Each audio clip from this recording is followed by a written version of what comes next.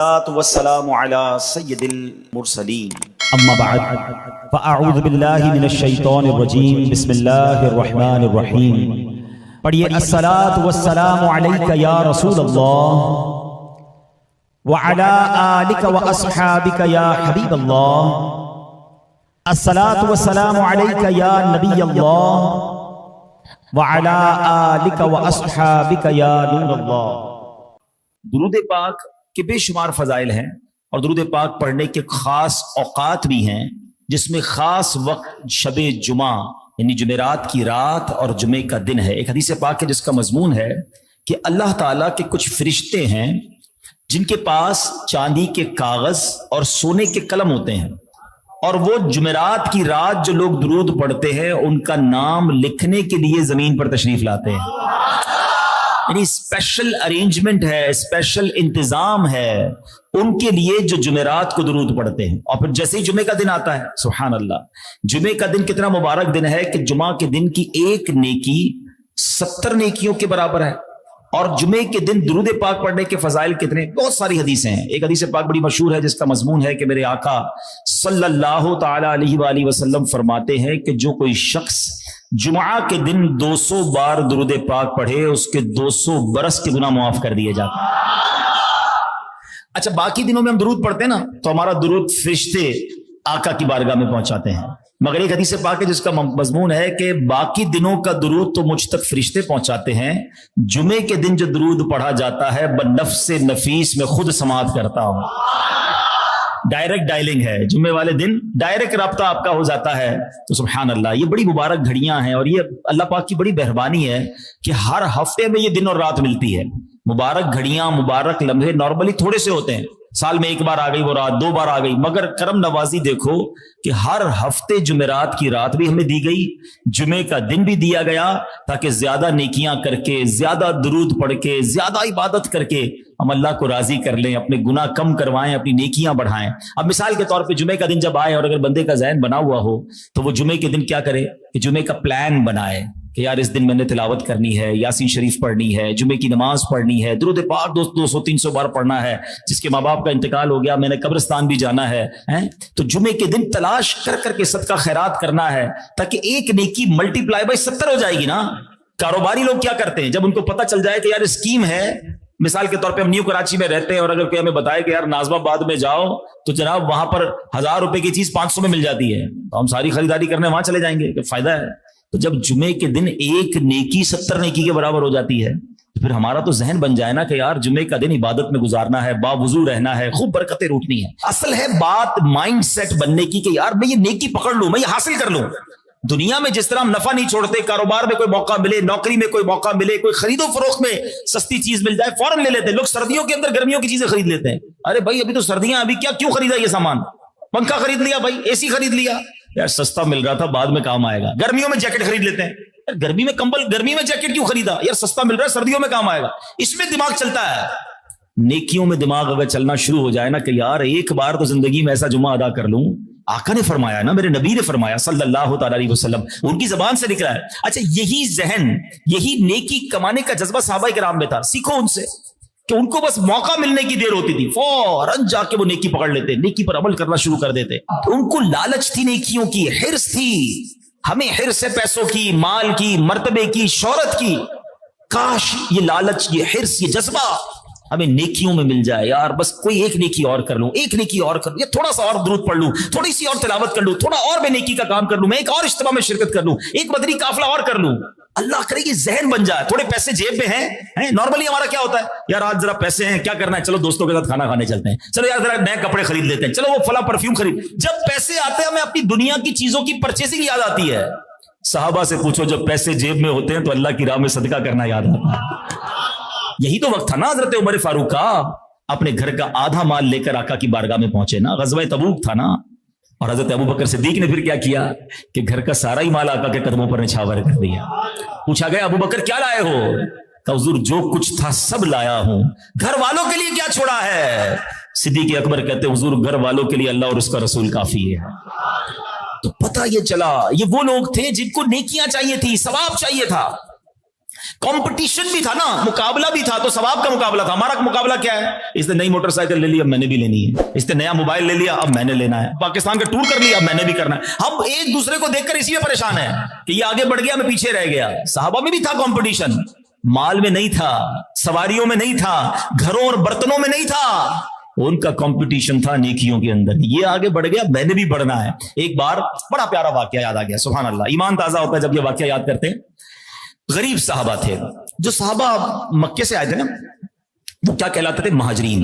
और मदीने वाले क्या कहलाते थे? अंसार साहबा। तो महाजरीन साहबा जो थे, गरीब साहबा जो थे, वो एक बार नबी पाक अलैहिस्सलाम के पास आए। कितनी प्यारी कंप्लेन है, मगर कितनी प्यारी है। कहते हुजूर मसला ये है, ये जो हमारे साहबा हैं, अंसार साहबा, हम रोजा रखते हैं, ये भी रोजा रखते हैं, हम नमाज पढ़ते हैं, ये भी नमाज पढ़ते हैं, हम तिलावत करते हैं, ये भी तिलावत करते हैं, ठीक है। अब ये सदका करते हैं, इनके पास पैसे, हमारे पास पैसे ही नहीं है। ये अल्लाह की राह में खर्च करते हैं, हम गरीब हैं, हम कर नहीं पाते।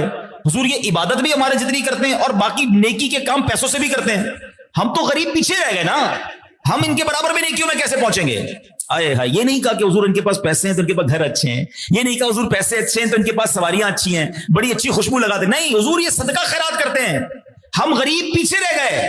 अल्लाह अकबर। मेरे आका की तरबियत देखें सल्लल्लाहु तआला अलैहि वसल्लम। नबी पाक ने ये नहीं फरमाया चलो ये पैसे लो तुम भी उनके बराबर हो जाओ, नहीं। आका ने फरमाया अगर मैं तुम्हें ऐसा वजीफा बता दूं कि अगर तुम वो वजीफा कर लो तो जो नेकियों में तुम्हारे आगे है तुम उसके बराबर हो जाओ। साहबा कहते हुजूर तो जबरदस्त, अच्छा हो गया, हमें बता दें हमें, क्योंकि पैसे लेने नहीं आए थे ना, पॉइंट समझिएगा, वो माल लेने नहीं गए थे, वो नेकियों में मुकाबला चाहते थे। तो आका ने फरमाया तुम्हें वजीफा बता देता हूं, वजीफे पर अमल करना, तुम बराबर हो जाओगे। हुजूर जरूर बताइए। तो प्यारे आका अलैहिस्सलाम ने फरमाया 33 बार सुभान अल्लाह, 33 बार अल्हम्दुलिल्लाह, 33 बार अल्लाहु अकबर पढ़ लिया करो, जो तुमसे नेकियों में आगे है तुम उसके बराबर हो जाओगे। अब ये साहबा बहुत खुश हो गए ना, क्योंकि इनको इनका मकसद मिल गया, ये बाहर गए, फिर आए। अब पता क्या कहते हैं? कहते हैं जो आपने वजीफा बताया ना, ये अमीर साहबा ने भी सुन लिया है। हुजूर आपको वजीफा भी कर लेंगे, पहले पैसे में आगे थे, अब वजीफा भी सुन लिया है। आका ने फरमाया ज़ालिका फ़ज़्लुल्लाहि युतीहि मन यशा, ये अल्लाह का फजल है, अल्लाह जिसे अता फरमाए। मैंने जब ये वाकया पढ़ा था, मुझे इतना प्यार आया साहबा पर कि क्या था ये साहबा इकराम के दिल में कि हम भी नेकियों में आगे बढ़े, हम भी जनाब नेकियों में पीछे ना रह जाएं।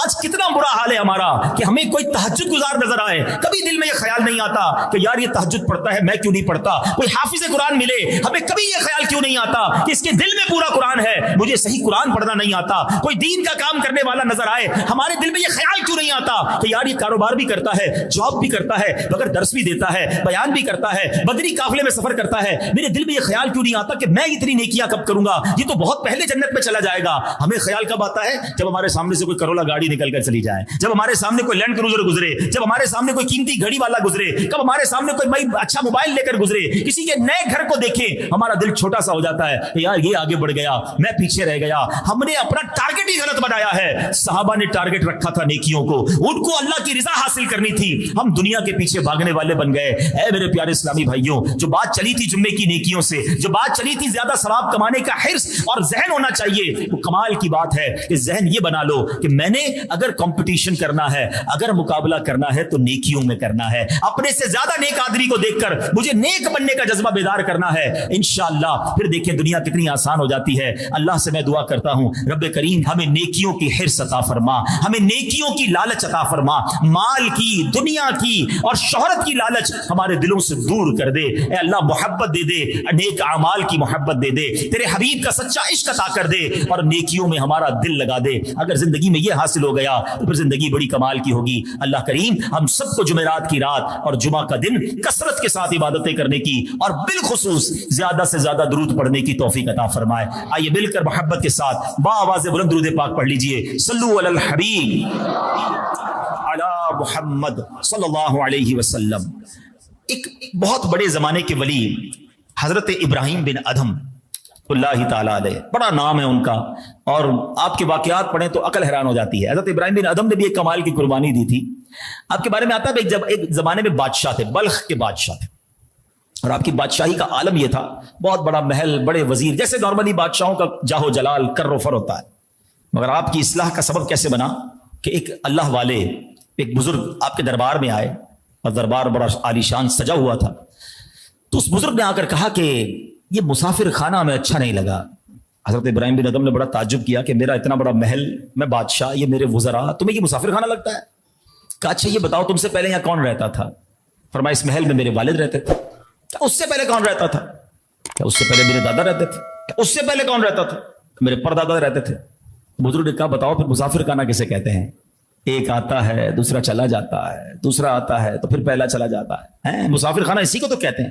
آپ کو بڑی چوٹ لگی، یار بات تو بڑی پتے کی کہی ہے، یہ تو سب چیزیں چلی جائیں گی، میں بھی دنیا سے چلا جاؤں گا۔ رات سوئے تو چھت پر کسی کے محل کی چھت پر چلنے کی آواز آئی۔ دیکھیے اللہ پاک کیسے کسی کی اصلاح کا سامان کرتا ہے۔ تو آپ نے کہا چھت پہ کون گھوم رہا ہے؟ اوپر سے آواز آئی ہمارا اونٹ ہو گیا ہے، وہ تلاش کر رہے ہیں۔ تو آپ نے کہا پاگل آدمی، کیا چھت پر بھی اونٹ ملتے ہیں؟ تو اوپر جو شخص تھا اس نے آواز لگائی کیا نرم بستر پر بھی اللہ کی معرفت ملتی ہے؟ ہائے ہائے، دل پر پہلے ہی شام کو چوٹ لگی تھی، رات کو ایک اور چوٹ لگی۔ آپ نے بادشاہت کو ترک کیا، اللہ کی راہ میں مال خرچ کیا اور خود ویرانے میں چلے گئے، عبادت کرنے لگے۔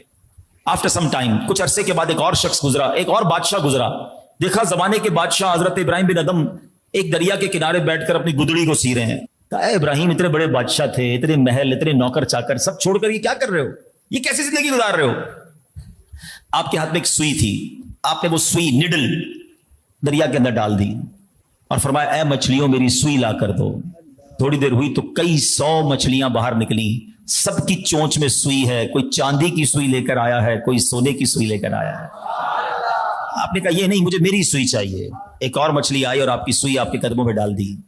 حضرت ابراہیم بن ادم نے اس بادشاہ سے کہا بتاؤ تمہاری بادشاہت اچھی ہے یا میری بادشاہت اچھی ہے؟ اللہ کی راہ میں جب کوئی جاتا ہے تو اللہ مخلوق کے دل میں، جانوروں کے دل میں بھی اس کی عزت ڈال دیتا ہے۔ یہی حضرت ابراہیم بن ادم ہے۔ اور آپ کا ایک واقعہ سنیں کہ آپ نے اپنی زندگی کا بہت حصہ سفر میں گزارا۔ ایک مرتبہ بیت المقدس میں رات گزاری، مسجد اقصی میں۔ اب رات کسی پہر آپ آرام کر رہے تھے تو دیکھا کہ 2 فرشتے آئے۔ ایک فرشتے نے دوسرے فرشتے سے کہا کہ یہ کون سو رہا ہے، کون انسان ہے؟ تو دوسرے فرشتے نے کہا یہ حضرت ابراہیم بن ادم ہے۔ فرشتے نے کہا وہی جن کا درجہ کم کر دیا گیا ہے۔ تو دوسرا فرشتہ کہتا ہے سبب کیا بنا، یہ تو بڑے اللہ کے ولی ہیں۔ کا بات یہ ہے کہ یہ بصرہ میں تھے اور انہوں نے ایک دکان سے کھجوریں خریدی، کھجوریں لے کر جانے لگے تو ایک کھجور انہیں راستے میں پڑی ہوئی ملی، تو یہ سمجھے میری گر گئی تھی، انہوں نے یہ کھجور کھا لی ہے۔ چونکہ وہ کھجور ان کی نہیں بلکہ دکاندار کی تھی، لہٰذا اللہ کریم نے اس ایک کھجور کے ناحق کھانے کے بدلے میں ان کو ان کے درجے سے معزول کر دیا۔ حضرت ابراہیم بن ادم نے یہ سن لیا، آپ تو اٹھے اور فوراً بصرہ گئے، مسجد اقصی سے واپس بصرہ گئے اور بصرہ جا کر وہ کھجور دکاندار کو لوٹائی، معافی بھی مانگی کہ آپ کی یہ کھجور میرے پاس آ گئی تھی۔ اب رات سوئے، پھر 2 فرشتوں کو دیکھا ہے۔ اب فرشتہ کہہ رہا ہے تمہیں پتا ہے ابراہیم بن ادم کا درجہ بحال کر دیا گیا ہے کیونکہ اس نے کھجور واپس لوٹا دی ہے۔ پھر وہ درجہ دے دیا گیا ہے کہ جو ایک کھجور اس نے ناحق لی تھی جا کر حقدار کو لوٹا دی، اللہ نے پھر وہ مرتبہ عطا فرما دیا۔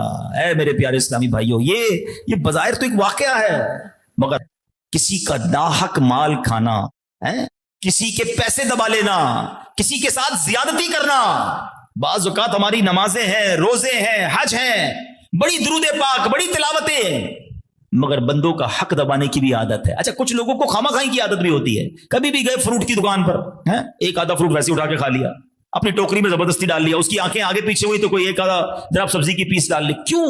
یہ ایک تمہارے 2 5 10 روپے کی جو ناحق تم چوری کر رہے ہو، کہیں یہی تمہارے لیے پکڑ کا باعث نہ بن جائے۔ اچھا صرف اس پہ نہیں ہوتا، اب مسجد کے اندر آئے، کسی کے بھی چپل پہن کے چلے گئے، اچھا یہ الگ فینومینا ہے، الگ دماغ پتہ نہیں کس نے بنا دیا، اگر تمہارے چپل کوئی پہن کے چلا گیا تم بھی کسی کے پہن کے چلے جاؤ، بالکل نہیں پہن سکتے۔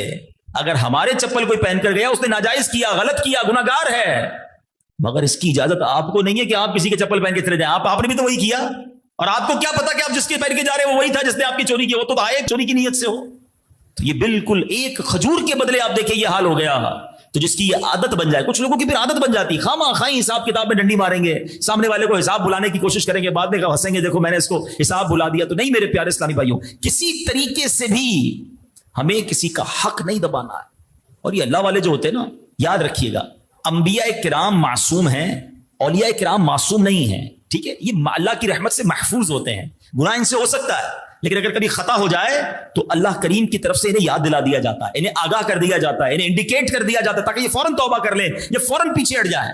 اللہ کریم قرآن مجید میں ارشاد فرماتا ہے، پارہ نمبر 9 سورہ اعراف آیت نمبر 201، ارشاد باری تعالیٰ ہوتا ہے بسم اللہ الرحمن الرحیم ان الذین اتقوا اذا مسهم طائف من الشیطان تذکروا فاذا هم مبصرون، بے شک وہ جو ڈر والے ہیں جب انہیں کسی شیطانی خیال کی ٹھیس لگتی ہے ہوشیار ہو جاتے ہیں، اسی وقت ان کی آنکھیں کھل جاتی ہیں. آئے ہائے اللہ والے ہیں نا، اگر شیطانی خیال کسی طرح ذہن پہ غالب بھی ہو فوراً ڈر جاتے ہیں، فوراً رک جاتے ہیں. حضرت مفتی احمد یار خان نعیمی بہت بڑے مفسر قرآن ہیں، اس آیت کے تحت فرماتے ہیں کہ جو متقی مومن ہوتا ہے نا اس کی فطرت شیطانی وسوسوں اور ابلیسی خیالات کو قبول نہیں کرتی ہے، اور اگر کبھی مومن کو یہ چیزیں مثلا شیطانی وسوسے، ابلیسی خیالات، جانے انجانے کی کوئی خطا وغیرہ پیش آ جائیں تو اللہ کریم کی طرف سے انہیں وہ خطا یاد دلا دی جاتی ہے، یوں یہ اس گندگی سے خود کو پاک کر لیتے ہیں. مفتی صاحب مزید فرماتے ہیں کہ مومن متقی فرشتوں کے گروہ سے ہے کہ اس کی اور فرشتوں کی فطرت جو ہے یعنی ان کی نیچر ایک جیسی ہے. یہ حضرات بشر صورت ملک سیرت، آئے ہائے جملہ تو دیکھو، صورت انسانوں والی ہے اور سیرت فرشتوں والی ہے. اللہ ان جیسا ہمیں بنا دے. اچھا ایک تو وہ ہوتے ہیں جنہیں کوئی گڑبڑ ہونے لگے تو پتہ چل جاتا ہے، اور ہم میں سے کئی لوگ وہ ہیں جو گناہ پہ گناہ کیے جا رہے ہیں، شرم ہی نہیں آتی ہے، احساس بھی نہیں ہے. یار جس کی صبح ہی فجر کے بغیر ہوتی ہو تو اس کا اسٹارٹ ہی خراب ہو گیا نا. آپ کی صبح آپ نے حرام کام کر لیا، آپ نے سب سے بڑی نافرمانی کی کہ نماز قضا کر دی، اب باقی دن بھی گناہوں میں گزر سکتا ہے. صبح ہی سجدے سے ہونی چاہیے، اور اگر زندگی میں کوئی غلطی ہو تو اس کا احساس ہو کہ یار یہ میں نے کیوں کہا، یہ میں نے کیوں دیکھا، یہ میں نے اس کے پیسے کیوں رکھ لیے. لیکن نہیں ہوتا لوگوں کو احساس، اور ہم سمجھتے کوئی چیز نہیں. اب دیکھیں اب باتیں بڑی چھوٹی چھوٹی ہیں لیکن یہ کتنے بڑے بڑے گناہ ہیں کہ مثال کے طور پہ ہمارے پاس کوئی نوٹ آیا، ہم نے چیک کیا نکلی ہے، جس نے دیا اس نے غلط کیا، اس نے حرام کیا، اس نے ہمیں دھوکہ دیا، لیکن کیا ہمیں اجازت ہے کہ ہم بھی آگے چلا دیں؟ اب لوگ کہتے ہیں مجھے بھی آیا میں بھی چلا دیتا ہوں. اب یہ آپ نے غلط کیا، آپ نے کسی کا حق مارا، قیامت کے دن وہ آپ سے اس کا تقاضا کر سکتا ہے، اور ایسا نہ ہو یہ ایک غلطی ہی ہمارے سارے اعمال برباد کر دے. احساس نہیں ہے، بندہ کہتا ہے میرے ساتھ غلط ہوا میں بھی آگے لوگوں کے ساتھ غلط کروں گا. نہیں، آپ کے ساتھ غلط ہو گیا آپ صبر کریں، مگر اس کی کوئی آپ کو اجازت نہیں ہے کہ آپ اگلے کو بھی دھوکہ دیں، آپ اگلے کو تکلیف پہنچائیں، آپ اگلے کا بال ہڑپ کر جائیں، اس کی بالکل اجازت نہیں. اے میرے پیارے اسلامی بھائیوں، اسی طرح ایک اور واقعہ سمجھیے. حضرت وہب بن منبہ رحمۃ اللہ تعالی علیہ بہت مشہور تابعی بزرگ ہیں. بنی اسرائیل کا ایک شخص تھا، اس نے اپنے پچھلے تمام گناہوں سے توبہ کی، 70 سال تک لگاتار اس طرح عبادت کرتا رہا کہ دن کو روزہ رکھتا اور رات جاگ کر عبادت کرتا، نہ کوئی عمدہ غذا کھاتا، نہ سائے کے نیچے آرام کرتا. اتنے مجاہدات تھے. جب اس عبادت گزار کا انتقال ہوا تو کسی نے خواب